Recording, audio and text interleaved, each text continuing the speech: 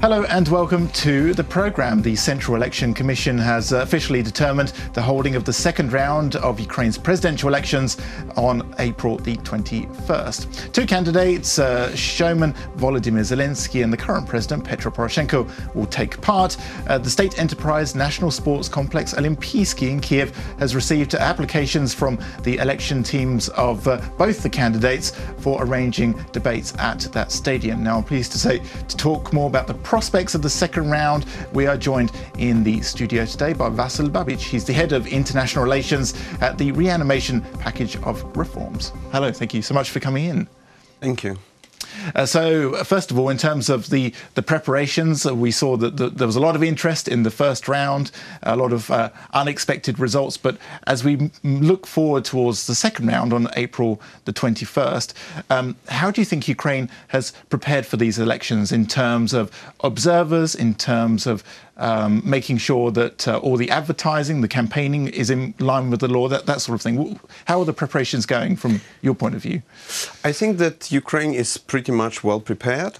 So these elections are one of the most competitive, or actually the most competitive presidential election in Ukrainian history. We have the biggest number of candidates, 39. Never before we had so big voting list, yes, 80 centimeters, I think it was. And another thing is that we have, I would say, up to a dozen of TV shows, talk shows on connected with presidential elections and debate on it. So I think we are on the right way as democratic country. Yeah, and so your phone must be going off all the time, whether you can appear on different shows and talk about these things. But what is your job at the Reanimation package of reforms? Are you sort of observing what's happening from different aspects, from the media aspect, from the societal aspect? Can you tell us a bit more about that? Yeah, so basically we are the coalition of prominent Ukrainian NGOs. Now it's 84 members inside.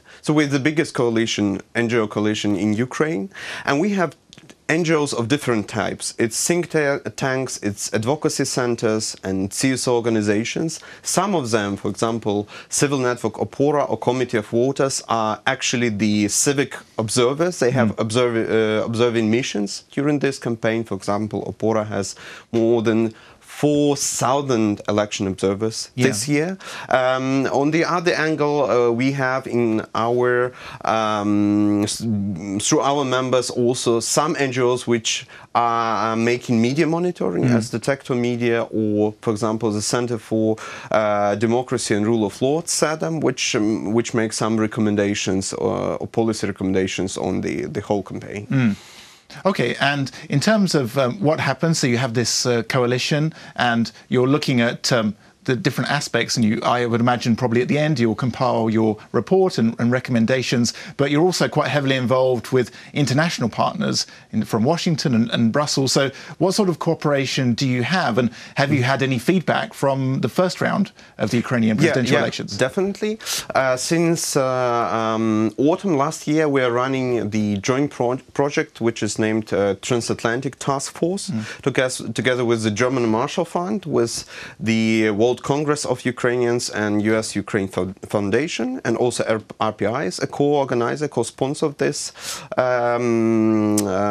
cooperation projects. And mostly once per month we are running a trilateral roundtable in 3 studios in Kiev, Brussels and Washington to discuss the development of reforms in Ukraine and development of civil society. And of course, the most debatable topic now is the elections. And I mean, this is something that dominates the airwaves at the moment, but also there's a lot of reforms happening in the background and other progress that perhaps is not spoken about. But from the international partners and stakeholders that you speak to, what are their main concerns about reforms in general, or perhaps even elections, and what are they most pleased about?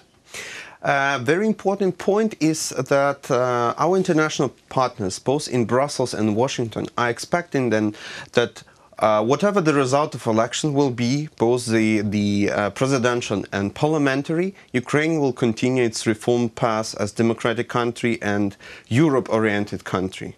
Right, and of course, the main issue now is whether these elections, presidential elections and upcoming parliamentary ones, will be democratic, free and fair. Yeah, well, so far, from what I read from Opora, for example, and they had comprehensive analysis, and during the first round of the elections, that actually they were very democratic. There were some violations here and there, and they were properly recorded and are being dealt with. But in terms of the overall picture, they were democratic. But perhaps one of the things is with Mr. Zelensky, who's a very sort of political novice. He's a newcomer to the landscape. Is there a concern that perhaps he hasn't laid out his cards yet? So the international partners are perhaps not quite sure where he stands, not just in foreign policy, but in defence and the economy and that sort of thing. Right. Just yesterday we had this trilateral meeting in Kiev, Brussels and Washington, and what feedback we received. So we had several members of international observing missions, I think from OSCE and other international organizations, stating that the elections were conducted, so the first round was conducted according to international norms and standards overall. That's very good sign, and basically in international reports of the OSCE or Council of Europe, European Parliament, you will read the same statements. In part of national observations like Opora, for example, yesterday Olga Vazovska also stated that the elections were very competitive and the level or the number of violations comparing to 2014 is decreasing. Of course, there are some irregularities here and there, or the attempts to use administrative resource. So we are still not fully 100%, so to say, according to the standards. But these violations are not, by any chance, changing the results. So. It should be stated very clear that international standards are preserved. Right. And what about, going back to Mr. Zelensky, I mean, has that been a concern that you've heard from people in Brussels and in Washington, that if he does win the second round, that they're not quite sure what's going to happen next? Absolutely. So we are hearing here and there the comments that okay, Zelensky is a man in a black jacket in a black room. So nobody knows his agenda, his real agenda or hidden agenda, his policy priorities, internal ones, and, for example, foreign policy priorities. Although from time to time he appears at some TV stations for a comment, but still there are not so much to say about him. And people and experts and policymakers are very much interested to hear from him, and also to hear from him on presidential debate. What is his position? Yes, and we're still waiting for confirmation as to, apart from the official debate, which is scheduled for April the 19th at the National Television Channel, we're still waiting for when another debate like could or happen and that sort of thing. But that's also a sign of democracy, the fact that the public are interested, they want to hear from both candidates and what they both have to offer. Absolutely. Never before I have heard so much debate in public, in Facebook, social media, about that debate as an essence of democracy should be present, and that candidates should stand and defend their ideas. That's the best exercise for democracy, and I think our coalition members, and I personally believe and I hope very much that both candidates will appear for the debate. Well, I think they will. Hopefully. We're waiting for them to appear. But from when you speak to your foreign partners in Brussels and in I was going to say Westminster, in Washington, that's it. We won't talk about Brexit now, that's another topic. But in Washington, are they worried that support for Ukraine, foreign aid and assistance in terms of money, could fall if Zelensky gets in? Or is that not really a consideration? It's just based on the real reforms? I haven't heard any, so to say, official signs of that. The issue might be that our foreign partners will need some time, some months to have a look how this new if it will be Zelensky, because everybody knows Poroshenko and he is very active in foreign policy, and for Ukraine it's on foreign policy stage, I would say it's the success story.